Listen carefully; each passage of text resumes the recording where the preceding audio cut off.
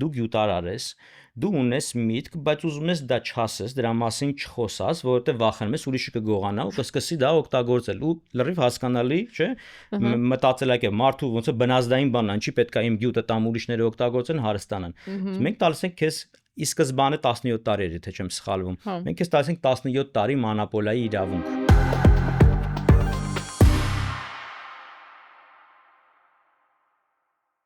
Կարջան, պրիվետ, այնքան ուրախ եմ ու այնքան հպարտ, որ այսօր դու ես իմ հյուրը, էլ չասեմ ինչքան ազատ եմ ինձ զգում, որտեվ հիշում եմ երևի թե մեր ուսանողական տարիները, արի սկզբից ես իմ հեռուստադիտողին ծանոթացնեմ քեզ, Կարենը Գալոյան, ԱՄՆ Կալիֆոռնիա նահանգում փաստաբան, պատենտի գործերով զբաղվող, անգլերենով ասած attorney for intellectual property patent attorney որտեվ շատերը տենց են չէ ճանաչում եւ Կարենի գրասենյակը գտնվում է Փասադենայում իհարկե իմ ոդքասթի վերջում ամբողջ տվյալները ներքևում կնշեմ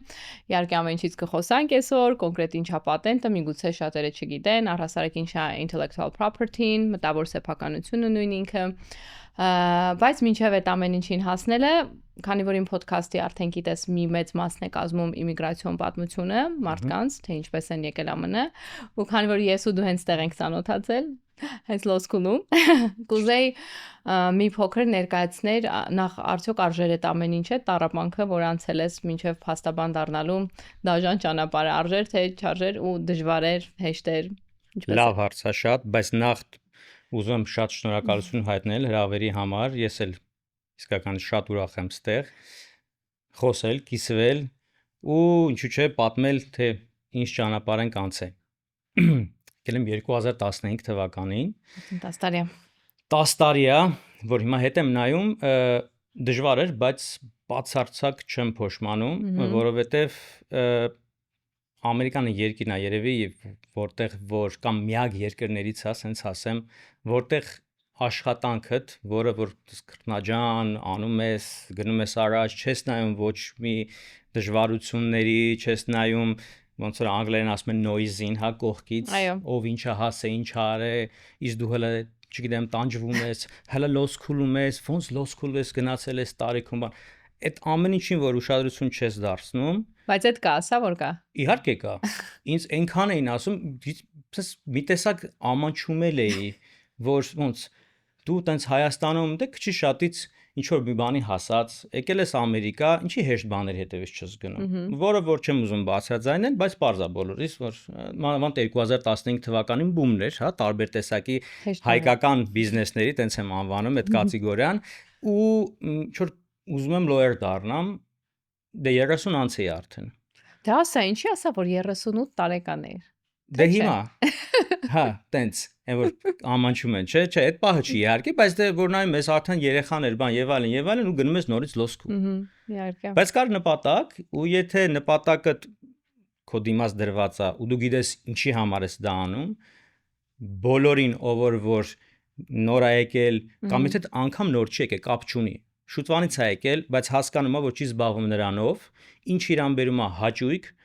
ֆինանսական ինչ որ միջոցների այն մինիմալ մասը, որը որ կարևոր է, չէ, որ ունենաս, երբեք ուշ չի ըստ ինձ սկսել զբաղվել նրանով, որը որ American Dream-ի մի մասա կազմում։ Հա, ինչա հենց American Dream, որովհետև ցանկացած տարիքում կարողանում ես ցանկացած երազանք իրագործել, չէ։ Ամոթ չի։ Այո։ Դրանով սկսելը ինչ որ մի տարիքում, որը որ մեր հայկական կուլտուրայի մեջ ինչ որ ստիգմաներ կա, չէ, որ օրինակի համար դու կարող ես լինել ուսանող մինչև 26 տարեկան։ Ես չգիտեմ, կամ ինչ ասես մի բան։ Դե միտե հայկական գրքերում երևի գրած է։ Չգիտեմ, սովետից է եկել, հայկական օջախի, հա, այդ տեսակից, ստերեոտիպներից, չգիտեմ ինչից է, բայց կա դա։ Այո։ Բայց եթե եկել ես այստեղ, իհարկե հայկականը պահելով, ես օրինակ տենց շատ չեմ ասի գոհ եմ, բայց հպարտ հայ եմ ինձ համարում, այն նրանով որ ես հայ եմ, ոչ թե պրոստը փողոցով կամ ես հպարտ հայ եմ։ Դրա մասին չի խոսքը գնում, բայց որ դու քո կուլտուրայով, հա, դու որպես քո մշակույթի կրող կամ կրիչ, չգիտեմ որն է ճիշտը, հպարտ ես դրանով, չէ։ Այո։ Բայց դե հիմա եկել ենք ստեղ, նորից այդ հայկականը պահելով կարող ես մի փոքր ադապտացվես, ու օգտվես ստեղի այն դրական բաներից, այն հնարավորություններից, որոնք քեզ կդարձնեն ել ավելի կայացած, կարող ես այդ գիտելիքը փոխանցել ուրիշ հայերին, երեխաներին, կարճ ասած օգտակար մարդ լինես, ոչ թե պրոստը պարզապես consumer լինես, սպառող լինես, այլ նաև ստեղծագործող, ստեղծող, օգնող, այս ամենը, որը որ ըստ ինձ տարիքը կապ չունի, կապ ունի ցանկությունը միանշանակ տենց 2015 թվականին երբ որ եկանք մի քանի բան փորձեցի դե քանի որ Հայաստանում իրավաբանի կրթությունը ունեի, բայց շատ կարճ ժամանակ է դրանով զբաղվել, ճիշտն ասած, գնացել էի մարքեթինգի մեջ, մտածում էի մի բան մարքեթինգային ինչ-որ մի բաներով զբաղվեի, հետո ուզում էի producing եւ այլն, այս կոմեկո մի փոքր տես տվայտանքներից հետո հասկացա, որ բայց ինչի չվերադառնալ իրավաբանությանը, որը որ ի սկզբանե փորձել էի անել, դրանից առաջ էլ ինժեներ եմ, որը որ ինձ հնարավորություն կտար, այսինքն ստեղ ստանալով լայսենսը, լինել patent attorney, բայց ոչ միայն patent attorney, ես intellectual property եմ անում, նշանակում է trademark, patent, copyright, trade secret, հետո natural flow կա, երբ որ ամեն ինչով զբաղվում ես, client-ը բերում է իր agreement-ները, սկսում ես անել այո, պայմանագրերով ես սկսում զբաղվել, այսինքն business attorney ես նաև դառնում, օգնում ենք, բայց հիմնականը այո, հիմնականը IP-ն է, դա մեր շարժող ուժն է, դա այնա ինչ որ ես ունեի, որտեվ մեխանիկ էի, իմ կրթությամբ ինժեներ մեխանիկ, patent-ի մեջ մտա ու տենց գնացի ու լավ է։ Լավ է գործերը։ Լավ, ես գոհ եմ։ Տարջան, արի մի հատ ասենք էլի, որ բոլորը իմանան, դե բոլորը գիտեն California bar exam, բայց patent practice անելու համար, որ պետք է մի հատ էլ patent-ի bar exam հանձնել։ Հավելյալ մի հատ, այո։ Որը հենց թողնում է փաստաբաններին լինեն ավելի մասնագիտացված, որտեվ ինչ է իրանից ներկայացնում patent, արի ուզում ես մի քիչ բացահայտի, որովհետև միգուցե եւ ինչու՞ չէ, շեշտեմ, որ շատերը խառնում են պատենտը trademark-ի հետ, trademark-ը copyright-ի հետ, եւ անգամ իրանք էլ չգիտեն, իրանց ինչ է պետք։ Բերում են լոգո, ասում են, ինձ պետքա copyright անենք։ Ահա, դե ու հասկանում ես, որ չէ, իրանք հասկացել են մի բան, գիտեն այդ ամեն ինչը մի ճյուղի մեջ է, բայց չգիտեն կոնկրետ ինչ է։ Կբացատրես մի քիչ։ Կամ ասում են, ապե անունս մի հատ պատենտ անենք։ Այդ ավելի լավ է հնչում։ Այդ sense բացատրեմ։ Նախ patent attorney-ի գործը այնա, որ իհարկե client-ին բացատրի, որը ինչն է, որպեսզի client-ը հասկանա ինչ է իրան պետք։ Այո։ Բայց հիմա մանրամասն կանցնեմ։ IP-ի մեջ հիմնական 3 կամ 4 trade secret-ն էլ հետը, առաջին trademark-ն է։ Trademark-ը դա ձեր անունն է, brand name-ն է, ինչի տակ ծառայություն եք մատուցում կամ ինչ որ մի ապրանք եք վաճառում, okay։ Հիմա դա կարա լինի ձեր business name-ը, որը որ ամենահաճախ հանդիպող սխալն է, որը որ միայն հայության հետ կապված չի, ընդհանրապես մարդիկ ովքեր IP հետ դեռ չեն առնչվել, իրանք այդ սխալը ունենում են։ So եթե դուք California Secretary of State-ով գրանցել եք Corporation LLC ինչ որ մի անունով, դա չի նշանակում, որ դա այդ անունը պաշտպանված է, դա ընդհանրապես ձեր business name-ն է։ Հիմա դուք կարող եք այդ նույն անունով ծառայություն մատուցեք կամ ապրանքը վաճառեք, դա կդառնում է ձեր brand name-ը, որը որ legally term-ը դրա trademark-ն է։ Okay, so trademark-ը կարա երկու տեսակի պաշտպանվածություն ունենա։ Մեկը դա federal level-ի վրա registration-ն է, որը որ դրա presumption-ն է, այսինքն երբ որ դուք ստանում եք այդ գրանցումը, default-ով համարվում է, որ բոլոր state-երում դա օգտագործվում է ու ըստ դրա վայելում եք ամբողջ US-ի տարածքում դրա պաշտպանվածությունը։ Հիմա common law դա այնա, երբ որ դուք չեք գրանցում, այո, բայց օգտագործում եք։ Ակտիվորեն օգտագործում եք այդ դրանը։ Այո, եթե դուք օգտագործում եք, ասենք service եք ինչ-որ մի ծառայություն եք մատուցում այդ անվան տակ, այդ տվյալ տարածաշրջանում, այդ geographical location-ն ասում, հա, դուք այդտեղ պաշտպանվածություն ունեք։ Խնդիրը նրանում է կայանում, որ եթե դա common law protection-ը մենակ, այո, Աստված չանի, որևէ խնդիր առաջացավ, ինչ որ մեկ եկավ, ասեց, սա իմ անունն է, ես քեզ շուտ էի օգտագործել,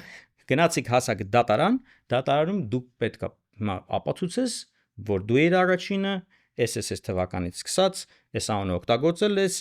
այս ծառայությունների հետ հա կապված։ Այո։ Երբ որ ունես registration, այդ թուղթը, այդ սերտիֆիկատը, որի վրա այդ ամեն ինչ արդեն գրված է, դա է համարվում քո առաջի օգտագործման օրը, այս ծառայությունները հիմա դիմացի կողմը պետք է ապացուցի, որ դա այդպես չի։ Այսինքն իրանց գործը մի քանի անգամ դժվարանում է ու հիմնականում դրա պատճառով settle ենք անում, գալիս ենք ինչ-որ հիմնական համաձայնության վրա, Համաձայնության է։ բոլորը ուրախ են, երջանիկ են, ամեն մեկը իր ճանանում 90%-ում տենց արենում։ Այս trademark-ի մասն էր։ Միջուղ։ Trademark-ը ունի նաև logo, հա, Այո։ բայց մենք միշտ խորհուրդ ենք տալի, որ առաջինը պետք է այդ բառի մասը գրանցել, որովհետև ինչ է նշանակում, որ the word mark-ն ես գրանցում, այսինքն բառային մասը, ոնց ուզում ես օգտագործել բառը, ինչ ստիլով ուզում ես օգտագործի, ֆոնտ, գույն, ինչ background-ի վրա դու պաշտպանվածությունը վայելում ես, երբ որ դու logo ես օգտագործում, գրանցված այդ logo-ն հենց ճիշտ substantially similar տենց է կոչվում, հենց դա պետք է լինի, բայց գրեթե բոլոր բիզնեսները ժամանակի ընթացքում rebranding են անում կամ չգիտեմ էվոլյուցիա է ապրում բրենդը, հիմա ինչ-որ գույն փոխեցինք, մի բան ավելացեցինք էլեմենտ ու ժամանակի ընթացքում հասկանում ես, որ այն ինչ որ գրանցել էիր, ի սկզբանե այլևս մեկը մյուսի հետ կապ չունի։ So միշտ առաջինը մենք խորհուրդ ենք տալ, եթե հնարավոր է, ու չեմ ուզում շատ գնամ այդպես մանրամասների, փուճուր բաների մեջ, որովհետև շատ երկար ժամանակ կտանի, բայց անունն են գրանցում եւ եթե ունեք logo, հետո logo-ն։ Իսկ եթե անունը իմ ազգանունն է, օրինակ Պապյան, դա պրոբլեմ է։ Դա պրոբլեմ է, որովհետև եթե քեզ պետությունը թույլ է տալի, որ դու քո ազգանունը գրանցես, նշանակում է այլ մարդ, ով ունի նույն ազգանունը, չի կարող օգտագործի, անգամ եթե ինքը չի ուզում դա գրանցի, չէ, ուզում է պարզապես իր օֆիսի անունը դնի, օրինակ Պապյան criminal law offices։ Հիմա դու գաս կասես մի վարքյան, ես ունեմ, դու էլ Պապյան չես, չէ, բայց ինքը Պապյանն է, ճիշտ է։ Ճիշտ է։ So հիմա դրա խնդիրը լուծվում է, եթե դու 5 տարուց ավել օգտագործել ես ու արդեն մարդիկ գիտեն, որ սա դու ես, հնարավոր է այդ ժամանակ, որ քեզ տան։ Բայց մենք սովորաբար խորհուրդ ենք տալի, որ այդ ճանապարհով չգնաս, եթե կարող ես, եթե անում ես, հիմա այդ է։ Բայց ազգանունը ինքը կարող ես գրանցել, հնարավոր է, բայց մի փոքր դժվարություններ կան, որոնք որ հնարավոր է հաղթահարել։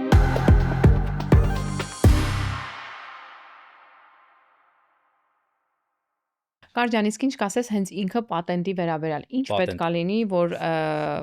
ինչ տեսակի ապրանք դե բնականաբար խոսքը արդեն գնում է սարքավորումների մասին, նոր գյուտերի, բայց մեկ-մեկ իհարկե գյուտ մարդիկ համարում են նաև երկրելն է կամ ինչ-որ մի բան ուզում են պատենտավորեն, այդ իրականում կարող է այդքան ծիծաղալի կողքից թվում մեզ, բայց մարդիկ չեն տարանջատում ամեն դեպքում։ Դեռ հասկանալի է։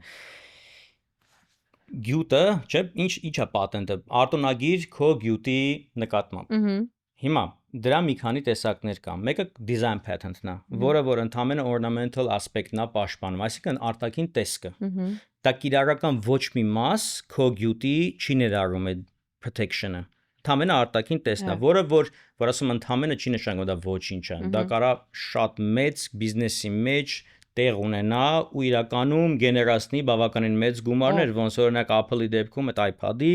տեսներ, երբ որ Samsung-ը վերցրեց նմանատիպ մի հատ կլոր, այսպես ասած այդ կնոպկան սարքեց, որ ասեց իմը կլոր չի, իմը քառակուսիա ու տենց ու խնդրեմ ունեցավ։ Սկսեցին դատվել շատ երկար ժամանակ ու հազարավոր տենց դատական գործեր կան, որոնք որ հենց դիզայնին են վերաբերում, որովհետև մարդիկ, որ սկսում են ինչ որ մի ապրանքի, ինչ որ մի gadget-ի հետ, sense ասեմ, հա, ասոցիացնել, ոնց որ Apple-ը արեց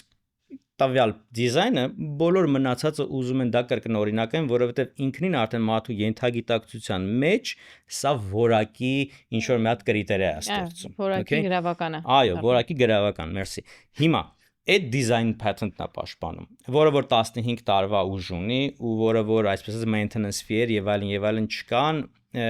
այսինքն ստացար քոննա 15 տարվա համար։ Մյուսը utility patent-ն է, այսինքն patent, որի հենց գյուտի կիրառական մասն ես դու պաշտպանում։ Օրինակ, ունենք աթոռ ունի 4 ոտ, 4 ոտը տալիս է ստաբիլություն, so հենց դա էլ մենք նկարագրում ենք, պատենտի մեջ գրում ենք claim-երը կոպիտ ասած, եթե claim-ը ոնց է պարիսպ լինի, այն ամեն ինչի, ինչ այդ պարիսպի մեջ քո գյուտն է, հա, դու պաշտպանում ես։ Նկարագրություն մանրամասն ոնց է քո գյուտը աշխատում, իր հետ իր նկարագրությունն է, իր drawing-ներն են, այսինքն գծագրական մասն է իր։ Ամեն ինչը մի խոսքով։ Այո, դա ունի ֆայլ արած օրվանից 20 տարվա ուժ, okay։ Իսկ ինչա 20 տարի հետո պատահում։ 20 տարի հետո դա դառնում է հանրությանը, որտեղ հենց սա իմաստն է այդ Ամերիկան երբ որ ստեղծեց, իմիջիայլոց ամենաառաջի իր ակտերից մեկն էր։ Ինչի համար արվեց, որպեսզի նպաստի, որ ինովացիան Ամերիկայում զարգանա, այսինքն ասեցին, օքեյ, դու ինովատոր ես, դու գյուտարար ես, դու ունես միտք, բայց ուզում ես դա չասես, դրա մասին չխոսաս, որովհետև վախենում ես ուրիշը կգողանա ու կսկսի դա օգտագործել ու լրիվ հասկանալի, չէ՞, մտածելակ է, մարդու ոնց է բնազդային բան, ինչի պետք է իմ գյուտը տամ ուրիշները օգտագործեն, հարստանան։ Մենք տալիս ենք քեզ ի սկզբանե 17 տարի էր, եթե չեմ սխալվում։ Մենք քեզ տալիս ենք 17 տարի մանապոլայի իրավունք։ Պաշտպանվածություն։ Այո, պաշտպանվածություն։ Իմիջիալոս պետությունը քո տեղը police չի անելու։ Ինքը ոնց է տալիս է քեզ գործիք, որով դու կարող ես մտնել դատարան, այո, ու ուրիշին դատի տաս, որը որ կրկնօրինակում է քո գյուտը։ Բայց դրանից հետո քո դիլը պետության հետ են, այսպես ասած, որ դրանից հետո դա դառնում է հանրությանը։ Այսինքն օրինակ դեղեր կան, որ ասում են generic, ի՞նչն է խնդիրը, որ ինքը եղել է ի սկզբանե patent, ժամանակը լրացել է 20 տարին, 17 տարին կապ չունի, դրանից հետո արդեն բոլորը կարող են դա օգտագործեն, որովհետև գյուտի patent-ի մեջ հենց, հա, արտոնագրի մեջ մանրամասն սա գրած է, ոնց ես դու դա պատրաստում, ոնց ես դու դա սարքում, ոնց ես դու դա, այսինքն մանրամասն ինքը այնքան մանրամասն պետք է գրված լինի, որ այդ բնագավառի մեջի միջին մասնագետ կարող է դա օգտագործի կամ արտադրի, սարքի, վերարտադրի, okay, so այդ է քո դիլը։ Հիմա դու կարող ես պատենտի համար, այսինքն քո գյուտը կարող է լինի սարք, կարող է լինի մեթոդ, օրինակի համար, չգիտեմ, toothpaste օգտագործելու մեթոդ, ոնց անես, որ այն ավել կտորները չգնան, կորեն գնան, չէ՞, մարդկա հիմա դրան էլ է ուշադրություն դարձնում։ Ինչ մտքով տանցնում է, դրա շուրջ կարող ես, այսինքն մեթոդն է, սարքն է, դեղագործական, այսինքն դեղ compound patent-ներն են դրանք, բայց այդ ամեն ինչը ընկնում է utility տակ, այսինքն որ կիրառական նշանակություն ունի։ Կամ plant patent-ներ, մենք դրան հետ ընդհանրապես կապ չունենք, դա հենց բաների մասն է խոսքը գնում, հա, չբույսերի, չգիտեմ, ծառա, բույսա, նոր լոլիկի տեսակա, ամեն ինչը ինքը իր պայմաններն ունի, որ դու կարող ես անես, կոչվում է asexual assimilation, բայց չեմ ուզում դրա մեջ խորանամ, որովհետև ես դրա մասնագետը չեմ։ Այստեղ էլ կան, հա։ Առանձին ճյուղ է, ինչպես նաև դեղագործականն է, լրիվ առանձին ճյուղ է։ Երևի թե պետքա դեղագործություն ունես։ Պետք է ունենաս կակ մինիմում կամ քիմիայի PhD կամ biology-ի մեջ PhD, որպեսզի կարողանաս, որովհետև ոնց է ինքը, որ patent ես գրում, պարզապես չես գրում ունես, որ գիտես, այս մարդը ստանա ու վերջ։ Դու պետք է արդեն որպես patent attorney հասկանաս, որ կարող է 5 տարի, 6 տարի հետո այս patent-ը գրում հասնում է դատարան։ Սա հիմա դատարանում քո նման մի հատ attorney նստած է, չէ՞, ու սկսում է մանրամասն տնտղել, թե ինչ մի բաց կա ստեղ, որ մենք կարող ենք այս բացը բռնենք ու invalidate անենք։ Հասկացա։ Հասկանում ես, հիմա եթե ես օրինակի համար դեղ գրեմ իմ միջին գիտելիքներով քիմիայի, այդ միակ առարկանն էր, որ բացարձակ չէի սիրում, դասատուիս ազգանունը չեմ հիշում դրա պատճառով, հա։ Դե այդ մի բանը տրված չէր։ Հաստատ այնց եմ գրելու, որ եթե Աստված ինձ շատ օգնի ու ստանա client-ը արտոնագիրը, հետո դատարանում դա մի օր էլ չի ապրի։ Անկամ մինչև դատարանը prelit, այսինքն երբ որ դեռ սկսում են իրար հետ իրավաբանները խոսալ, քննարկել եւ այլն, այդտեղ էլ survive չի անի։ Դրա համար ամեն մեկը իր գործով պետք է զբաղվի։ Օրինակի համար ես ու իմ partner-ը ինքը էլեկտրական ինժեներ է, electrical engineer, ես մեխանիկականն եմ, so դա չի նշանակում, որ մենակ դրանով ենք զբաղվում։ Գեյմեր խաղեր է լինում, ստանալ խաղերի համար է լինում, patent ստանալ կներես, բայց ամեն մեկը ոնց որ մասնագիտացած է իր ճյուղի մեջ, որովհետև գիտի ոնց գրի, որ վաղը չեմ յուսոր խնդիր, եթե առաջացավ դատական գործ եղավ կամ անգամ սկսեցին դիմացի attorney-ի հետ նամակագրություն անել, չասի այ այս բանը սա չի, սխալ ես գրել, so որպեսզի մենք invalidate չանենք, այսինքն չեղարկենք, արեք դուք սուս մնացեք ու միասեք, որ մենք infringer ենք, այսինքն ոտնահարում ենք քո client-ի իրավունքները։ So ինքը բարդ երևույթ է, ինքը իրականում այսինքն չեմ ուզում բարդացնեմ, տենց ասեմ sense, բայց ամեն մի տեսակի patent-ով պետք է զբաղվի մի մարդ, ով որ այդ ոլորտում ունի как minimum հաճ bachelor's degree կամ գիտի ինչի մասին է դա։ Դե բնականաբար, որովհետև եթե ինքը հեշտ լիներ, քնությամբ կարելի էր դա practice անել։ Ուրեմն ենթադրում է, որ մեկի եւ այլն մասնագիտություն էլ է պետք, որ այդ կարողանաս Այո, որտեղ requirement-ներից մեկը որպեսի USPTO լինես licensed, ունենաս որևէ տեսակի science background, ամեն տարի մի փոքր մեծացնում են։ Հա, հիմա օրինակ, չգիտեմ, maritime, ասենք biology, ոչ թե biology, այլ oceanographic biology, սա բանկա, որ ես շատ չեմ հասկանում, դա են թույլ տալի, որ հիմա դու այդ գիտելիքներով գաս մտնես ու ստանաս USPTO license, երևի խնդիրն անում է, որ կար մարդիկ կան գյուտեր ունեն, որը որ հենց այդ բնակավարին է վերաբերվում, որը որ ես չեմ կարող անեմ, որովհետեւ ես դրանից ընդհանրապես ոչ մի գաղափար չունեմ։ Բայց այո, իմիջիալոս մենակ patent attorney-ն չի, որ կարող է ներկայացնի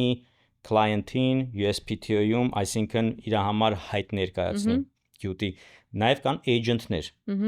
Agent-ը այն մարդն է, որը բոլոր requirement-ներին համապատասխանում է science-ի, չունի law degree։ Հասկացա։ Այս դեպքում ինքը կարող է հայտը օգնի client-ին կազմել, okay, Եվ ինքնուրույն եւ կարող է USPTO-ում իրան ներկայացնի հենց այդ հայտի սահմաններում, okay, որովհետեւ սովորաբար at least մի office action լինում, այսինքն մի մերժումը լինում է, ինքը իր պատճառներն ունի, դա տենց ոնց որ կյանքի օրենքա դարը USPTO-ի համար, գոնե մեկ, եթե նորմալ գրած է, գոնե մեկ բան կլինի, մերժում կլինի, բայց agent-ը չի կարող անի legal մասը, նկատի ունեմ չի կարող advice տա։ Այո։ Որ օրինակի համար ինքը չի կարող ասի infringement-ը, որպեսզի infringement չլինի, օրինակի համար մի այլ patent լինի, բերի client-ը ասի, ինչ ես կարծում, սրանք նման են իրար, ինքը այդ advice-ը չի կարող տա։ Ինքը մենակ կարող է prosecution-ով զբաղվի, այսինքն client-ին ներկայացնի արտոնագիր ստանալու սահմաններում։ Դա է տարբերությունը։ Շատ կարևոր է ու ես հասկանամ խի այն agent-ները, որը agent-ների ընդհանրապես այդ ինստիտուտը ստեղծել, որովհետև patent attorney-ներ շատ չեն։ Այո։ Իսկ պահանջը մեծ է։ So մի կերպ պետքա բերեին, այսպես ասած, բալանսի ու agent-ներն եկան։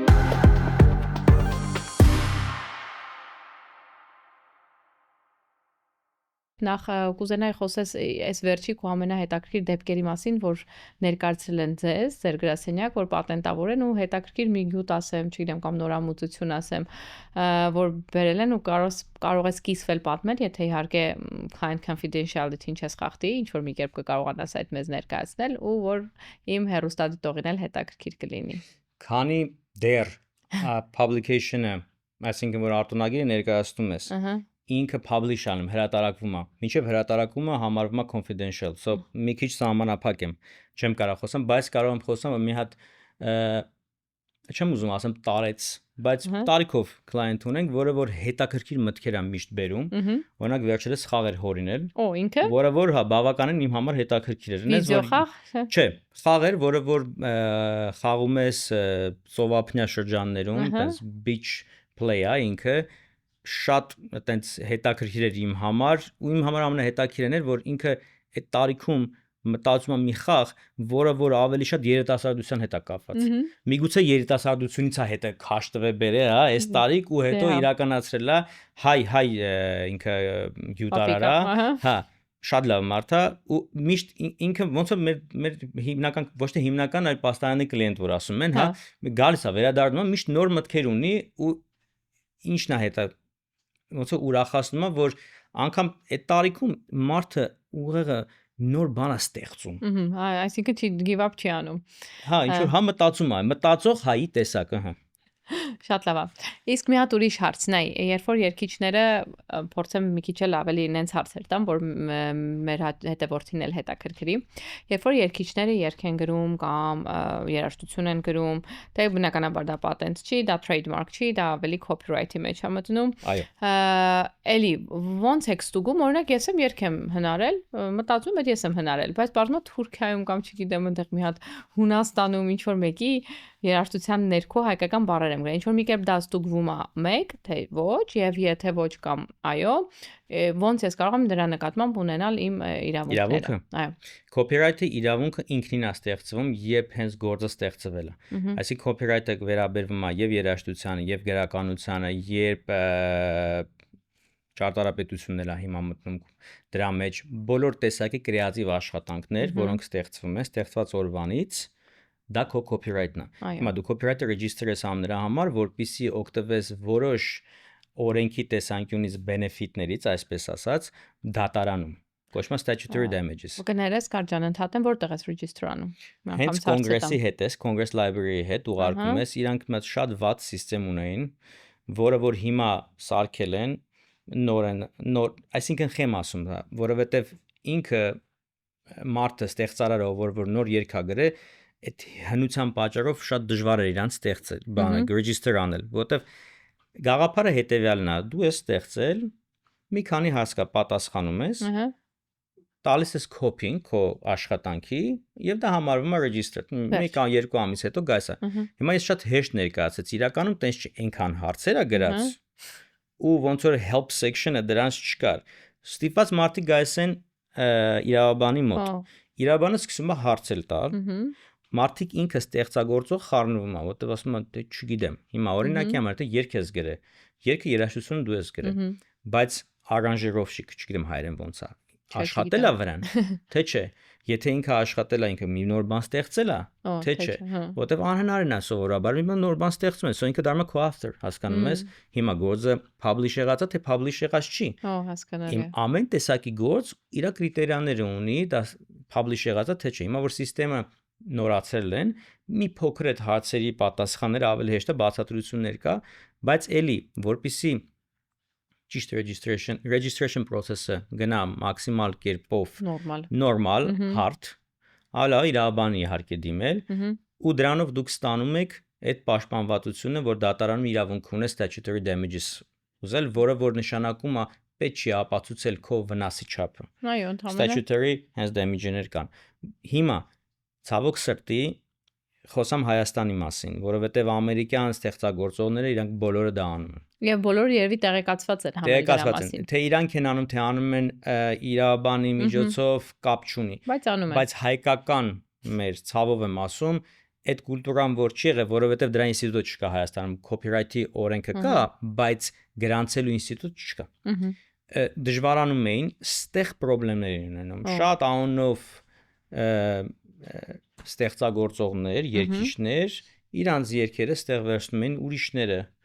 գցում էին Spotify, iTunes ու գումար էին աշխատում։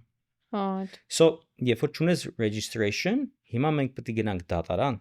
Դատարանում ապացուցենք, որ ինքն է։ Հասկանում ես, ասենք որն է իր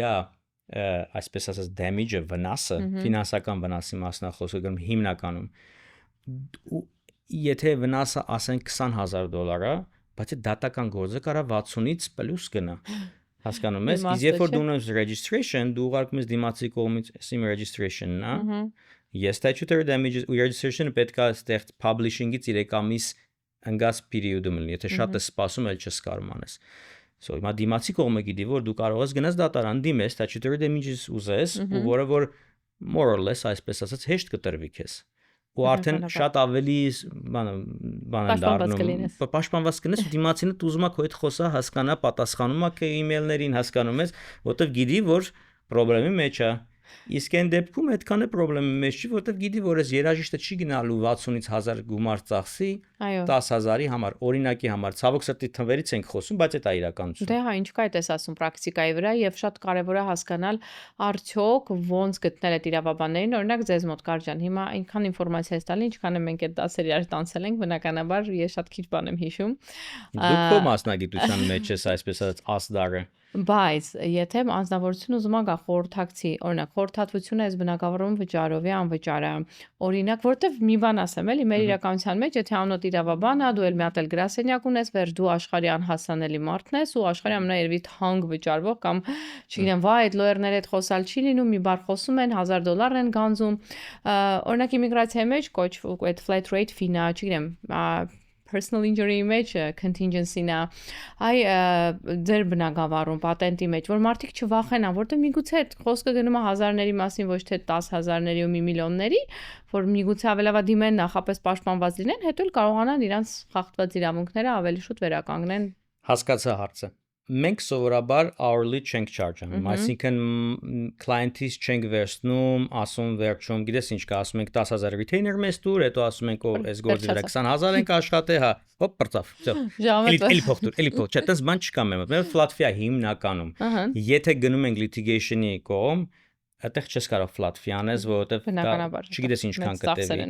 Մեկ նույն negotiation-ն է վերաբերվում, անգամ ամենահասարակ agreement negotiation-ը, որը որ դիմացի կողմի attorney-ն կարող է չեմ ուզում ասեմ ինչ պայմաններով, բայց երևի ինքը hourly է charge-անում, հասկացար, ի սկզբանե ու հասարակ բանը դառնում է մի ամսվա negotiation։ Բայց patent-ի դեպքում մենք սովորաբար քանի որ մենք հասկանում ենք ինչա գյուտը, մոտավորապես գինը ասում ենք, որ այս սահմաններում է, եթե client-ին դա ձեռ է տալի, ավելի մանրամասնատեն ժամանակ ենք ծախսում, սա հասկանում ենք, վերջնական գինը ասում ենք filing-ի, այսինքն արտոնագրի հայտը ներկայացնելու, որտեվ դրանից հետո, չգիտես, քանի հատ մերժում կստանա ու ինչ պայքարես տալու USPTO-ի հետ, հա, ինքը տենց մի քիչ չեմ ուզում շատ ջոխացնեմ, բայց մի քիչ արվեստի նման բան է, որովհետև դու գիտես ոնց ֆայլ անես, որ client-ի ուզած claim-երի այդ պաշտպանվածության, այ ինքը սա է ուզում պաշտպանի, այդտեղ վերջում հասնես, հա, որովհետև գաղափարը այն է, որ հնարավոր ինչա blind-ես գրում,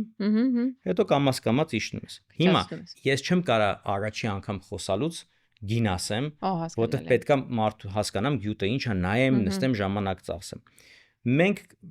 անում ենք վճարովի կոնսուլտացիա, բայց միշտ առաջի 15-20 րոպե մեկ կես ժամ ալում ձրի ենք անում խի, որովհետև մի հատ ուզում հասկանամ նախ այս մարդուն ոչ թե բերեմ հասցնեմ գրասենյակ, վերջում պարզվի ասած այդպես սա copyright-ի մասն էր խոսը գնում, ոչ թե պատենտի կամ այլ ուրիշ բան է։ Այո, այսինքն խոսում ենք, հասկանում ենք այս մարդը ինչի պահանջ ունի, արդյոք մենք կարող ենք այդ պահանջները գոհացնենք, հնարավորություն ունենք մենք դա, գիտենք այդ գիտելիքը ունենք կամ դրանով զբաղվում ենք, նոր դրանից հետո ասում ենք, հիմա կոնսուլտացիան միշտ credit ենք անում, միշտ մսում ենք, որովհետև եթե ես պարզապես չեմ մարդուն այսպես ասած educate անում, սովորացնում ինչա բան IP 101, հա, այսպես ասած, այլ հարցերն են քննարկվում, որը որ ի վերջո հանգչում է հենց իր հայտի մեջ, եթե պատենտի մասն եք խոսում, so այդ գումարը ես այս մարդուն credit եմ անում, որովհետև մենք դրա փոխկապակցված բաներ են։ So առանձին ինքը դուսագալի դրա համար չի վճարում։ Այո, բարձ է։ Այսինքն առանձին գումար չկա։ Առանձին գումար չկա, եթե գալիս է ուզում է պարզապես մարդը լսի, այսպես ասած կրթվի, թե IP-ն ինչն է իրան պետք։ Օրինակ մարդը նոր բիզնես է սկսում։ Ուզում է հասկանա ինչից է պետք։ Քիչ է այդ դեպքերը, բայց շատ գովելի է, որ մարդը մինչև սկսելը կամ որ նոր սկսում են ամենա ճիշտ է seeds, այսպես ասած, level-ի վրա գալիս է ուզում է իր IP-ն հասկանա ոնց կարող է պաշտպանի։ Ու մենք այդ ինֆորմացիան իրան տալիս ենք։ Դե այդ ժամանակ արդեն այս մարդուն պետք է այսպես ասած խորհրդատվության համար բարդ բառ է միջալոցա։ Կոնսուլտացիան հեշտ է։ Կոնսուլտացիայի համար պետք է վճարումը լինի, հա։ Բայց մնացածը, եթե այդ ինֆորմացիան գնալու է ու բուն գործի մեջ, որի համար ինքը արդեն վճարելու է կամ վճարել է, չենք գանց։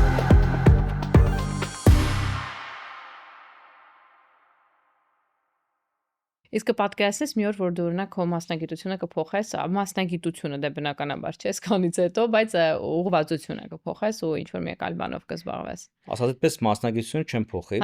շատ եմ սիրում, ճիշտ ասած դուրս գալիս է, ուղղվածության հետ կապված այդ տենց բանն է, որ ասում եմ մի հատ ստեղ սատանա է նստած, մի հատ ստեղ հրեշտակ է, ասում է մեկը ասում է գնա չգիտեմ criminal ասկսի անել, այս մյուսը արա, մյուսը, որտեղ սա մի քիչ դժվար բնագավառ է, որովհետև դու client-ի հետ ապրում ես իր այդ զարգացածությունը, որ ինչ որ ինքը փուճուր բիզնեսից դարավ մեծ բիզնես, այդ ամբողջ ճանապարհը անցնում ես։ Բնականաբար ինչ որ մի պահի սկսում ես ընկերանալ, բնականաբար մարդիկ ուզում են ինչ որ զեղչեր, դե չես կարող անես դիմացինը մարդա, չէ, չես կարող ասես, չէ, պետք է մտնես իրավիճակի մեջ, բայց չես էլ կարա այսպես ասած քո աշխատանքը չգնահատես։ So ինքը sense balanced բան է, որը որ դժվար է գնում առաջ, բայց գնում է։ Ու հետո այդ client-ները դառնում են ոնց որ երկրորդ անգամ են գալի, երրորդ անգամ են գալի, արդեն ոնց որ նաև շատ client-ներ ունեն, որոնց համար in-house client-ի դեր ունենք, բայց ավելի շատ IP ու բիզնեսի տեսանկյունից։ So ինքը client base ստեղծելը դժվար է։ Դե բնականաբար, որտեվ պահանջարկը պատենտի չի կարա շատ լինի, օրինակ ոնց որ իմիգրացիան հայկական շուկայի մեջ, այդքան բան չի, որտեվ հայկական շուկայի մեջ ճիշտն ասած ոնց ասեմ, խնդիրը իրանք sense են տեսնում, ախպեր, հեսա այս գյուտը անենք, ծախենք Իլոն Մասկի վրա։ Դու արդեն հասկանում ես, այս մարդը ինքը վերջն է մենակ տեսնում, բայց ամբողջ ճանապարհը չի տեսնում։ որը շատ երկար է։ Հնարավոր է, որ մարդը ինչ-որ մի գյուտ է ստեղծում, այդ գյուտը այնքան պետքական է իսկականից, հա, որ Իլոն Մասկը ասում է ուզում եմ Գարիկ ջան, օրինակի համար, շատ լավ գյուտ է։ Ես էս առնում, բայց երբ որ դու այդ մտքով ես գալիս, այլ ոչ թե այն մտքով, որ դու գյուտ ես ստեղծում, այդ գյուտը կարա օգտակար լինի, էս բիզնես մոդելն է, չգիտեմ, ստեղը օգտագործում, այլ պարզապես որ հեսա դնելու ես վաճառես ու դառնաս միլիոնատեր, տաղեկ ջան, ձեզ էլ ահագին փող կտամ ստեզ մաղարի չբան, հասկանում ես, որ մի քիչ կորած ժամանակ է ու իրանը փորձում ես ասել, որ լսի, եթե Իլոն Մասկի վաճառելու համար ես անում, արի մի հատ prior art search անենք, այսինքն նստենք նայենք, միշտ ենք բոլորին առաջարկում, բայց այդ մարդկանց շատ ավելի բան ես ուզում անես, որովհետև հիմնականում գրեթե բոլոր ձեր գյուտերը, որոնք որ նամանավանդ տենց են մտածում, արդեն կա դա։ Հիմա դու դրա improvement ա կոչում, դու ինչ-որ մի նոր բան կարող ես անես, որը որ էլի արժանի է, որ ստանա, այսինքն օրենքի տեսանկյունից թույլատրելի է, որ այդ նմանատիպ գյուտը ստանա պաշտպանվածություն, գրանցվի, բայց երբ որ դու խոսում ես, որ հեսա ես վաճառելու եմ գնա, չգիտեմ, 100 միլիոնով, չեն դե արդեն կա, որ նմանատիպ նույն բանն անում, քոնը ուրիշ լուծում ունի մի փոքր, հա, կամ ուրիշ ձևի է աշխատում, տենց չի։ Այսինքն դու հնարավոր է կան գյուտարարներ, որոնք լրիվ նոր բաներ են ստեղծում, բայց դա այդ մարդը սովորաբար այդ մի, չգիտեմ, ոլորտի մեջ տարիների փորձ ունի, աշխատում է, ինքը գիտի իր ոլորտը, գիտի ինչ է կատարվում, հասկանում է ինչի կարիքը կա, հաստատ այդ մարդը որ գամ իմ մոտ, քո մոտ կապ չի ասել, հեսա ծախենք Էլոն Մասկը, բանը փողը ախպերս, բան ռեստորանները բացեն, այդ չի։ Բնականաբար։ Մի քիչ շուկան այդպես Բայց դե կարևորն էլ նա է, որ հայկական շուկան նեղա, որ դու կարողանում ես քո այս գործունեությունը իրագործել նաև ցանկացած նահանգում, չէ՞։ Այո, patent-ի դեպքում federal level-ի վրա է։ So ես կարող եմ գնամ Նեբրասկայում էլ patent ծառայություններ մատուցեմ իրավաբանական, բայց չեմ կարող դրա օրինակի համար assignment անեմ, որովհետև այսօր օրինակի համար մեր Գարիկը, որը որ Իլոն Մասկին էր ուզում ծախել, որ ծախեց պսի սայնանի Տեսլային, չէ։ Այո։ Հիմա դա արդեն contract law է։ Որը So եթե ես Նեբրասկայում եմ կամ Վայոմինգում եմ, ես քանի որ այդտեղ license չեմ, ես չեմ կարա, որտեղ state level-ի վրա է, չէ։ Լյուբոյ որևէ տեսակի պայմանագիրը, այսպես ռեգուլյացիա արվում, ես այդտեղ չեմ կարող անեմ, բայց կարող եմ անեմ հենց զուտ պատենտի մասով, այո, ճիշտ է։ Կարջան, ես մաղթում եմ, որ քո մոտ շատ հաճախորդներ կան, որ այնց գյուտեր անեն, որ գնան դեպի Elon Musk ու ուզում եմ քո թույլտվությամբ իհարկե միշտ հարցնում եմ իմ հյուրին ձեր law firm-ի ինֆորմացիան տեղադրեմ, որը Phil IP, ճիշտ եմ ասում, Pasadena-ում է, դու partner ունես, կներսանունը մոռացել եմ։ Նարեկ Զորաբյան։ Ինքնահորին է տանը Phil IP-ը, որտեղ մի զանգում են ասում են Ֆիլիպը տեղա։ Ֆիլիպ Ֆիլը դա հին հունական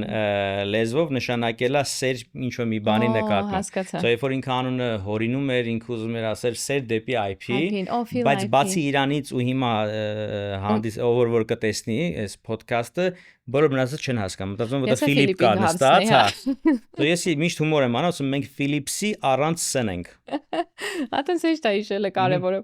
Մի խոսքով Phil IP-ն, որը գտնվում է Pasadena-ում, ճիշտ եմ չի ասում, որ անպայման հյուր կգամ, այդ անպայման կգան քո մոտ, վստահ եմ, որտեվ ես անձամբ ոչ մի ուրիշ բացի ձեր երկուսից, Նարեկից ու քեզնից, patent attorney չեմ ճանաչում։ Կան, շատ չենք, քիչ ենք, sense ասեմ, բայց կան։ Իրար Իրար գիտենք, մի քանիսի հետ չէ, տես ճշնամական բան չկա, բայց ամեկը իր նիշան ունի, այսպես ասած, իր տեղն է գտե, բացացակ, իրար շատ ժամանակ բան client ենք ուղարկում, եթե հասկանում եք, կամ ժամանակ չունեմ, կամ որևէ պատճառ կա, շատերի հետ շատ լավ։ Չեմ սիրում, երբ որ մարդիկ իրավաբանները, որոնք որ օրինակ համար trademark-ի հետ բացացակ կապ չունեն, ասում են ես կանեմ։ Դա ամենաբարձ բանն է։ Այն չի հարցը, որ ես չեմ սիրում, որ իրանք անում են, աստված թող անեն։ Բայց երբ որ լավ չեն անում, խնդրեմ առաջանում, հետո մեզ գտնում են, գալիս են ու արդեն բավականին շատ խնդիրներ կա, գործը 10 անգամ դժվարացել է։ Շատ դեպքերում ընկնում ես կազուսի մեջ, որտեվ ոչ այնա ասես, գիտես ինչ կա, սխալ են արել։ Կոլեգա չես ուզում ներես, հա։ Այո, բայց մյուս տեսանկյունից էլ մարդը քեզնից պատասխան է սպասում, որի համար վճարել է։ Բնականաբար։ Ծառայություն ես դու մատուցում։ Ես ունեցել եմ էլի փաստաբան հյուր, ով նույն խնդրով նեղվում էր ու ասում էր ավելի լավ է որպես գոլեգա ինձ դիմեն, ես կօգնեմ, քան թե մի բանը փչացնում են, իրանք դրա մեջ մասնագիտացված չեն, հետո մենք սկսում ենք ուղղել։ Իսկ ամեն բնակավարում է կա նման տիպ բաներ, եթե մի քիչ լինի, որ սաղից գործը լավ լինի, նկատի ունեմ չդժվարանա կլայենտի բանը։ Եվ առողջ կոնկուրենցիա լինի, չէ՞, ոչ թե անառողջ, որը երևի թե ես մենակ հայերի շրջապատում եմ նկատում, եթե անկեղծ։ Երևի ամեն ազգ ունի, բայց մեր մոտ մենք ցավալ ենք դա զգում, չէ՞, ցավալ ենք ընդունում, դրա համար տենց ավելի սուր ենք դա տեսնում կամ մեր վրա վերցնում։ Կարճան, իսկ հիմա մի հատ շատ կարևոր հարց ունեմ, որ բոլոր հյուրերից տալիս եմ, բայց անկեղծ պետք է պատասխանես։ Եթե նենց ստացվեր, որ դու մի օրով դառնայիր ԱՄՆ նախագահ պրեզիդենտ, ինչ օրենք կփոխեիր կամ ինչ կանեիր այդ մեկ օրվա ընթացքով։ Ընդամենը մի օրով, հա։ Իսկ ոտի վրա օրենքը փոխեցինք, ես Հայաստանում եմ ծնվել, բայց լավ, ասենք վերացական աշխարհում ես լսի մի օրում հազիվ Մելանիայի հետ ծանոթանալ ճիշտ ասած ինչ օրենքի մասին է խոսքը գնում։ Լավ։ Հազիվ ընտանիքի։ Փորձեմ լրջանալ։ Կարծում եմ դե մի օրը շատ կարճ չի իհարկե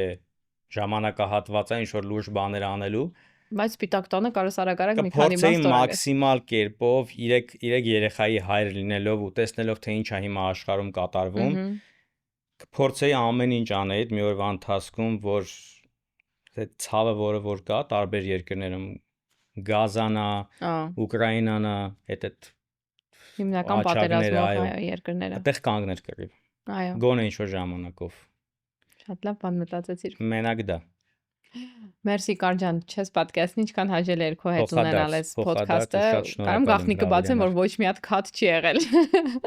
Որտեւ բոլորը մտածում են, որ մեր ոդքասթը ինչ որ պաստանովկա է, որ ես հարցնում եմ դու պատասխանում ես, մենք նախորդ զանգել էինք իրար, ինչ որ պայմանավորվել էինք։ Միգուցե ընկերական կապն էլ մեծ կապ ունի, որովհետեւ մենք իրար ճանաչում ենք արդեն 2018 թվականից 18 թվականից Լոս Քուլում, երբ որ առաջ անգամ ես քեզ տեսա։ Բայց ես էլ շատ շնորհակալ եմ ու հաջողություն եմ մաղթում, շատ լավ նախաձեռնություն է, մարդկանց եւ կրթելու հնարավորություն է տալի եւ ինչ-որ նոր բաներ իմանալու եւ ուրիշ մարդկանց մասնագետներին, որտեղ կարող ես գտնել։ Այո, բացի նոր բաները, դա ուզում միշտ ուզեցել եմ այդ փոքր ներկայացնեմ, երևի մի օր վերջապես կստացվի, որ իմ հյուրերը ուղակի հյուրեր չեն, բոլորը ընտրված են եւ այդ հայկական վիճակներով է չի կլինի, ես քեզ հյուր գամ, չի լինի, որովհետեւ մարդիկ ինձ վստահում են եւ եթե ես խորհուրդ եմ տալի իմ հաղորդման շրջանակներում մասնագետ, ուրեմն ես վստահ եմ իր փորձառու լինելու մեջ եւ գիտեմ, որ ում եմ խորհուրդ տալի։ Դիտորդը գիտի, որ դու մաղարիչով մարդ չես վերցնում։ Այո, չէ, եւ կաշառքով է, չէ։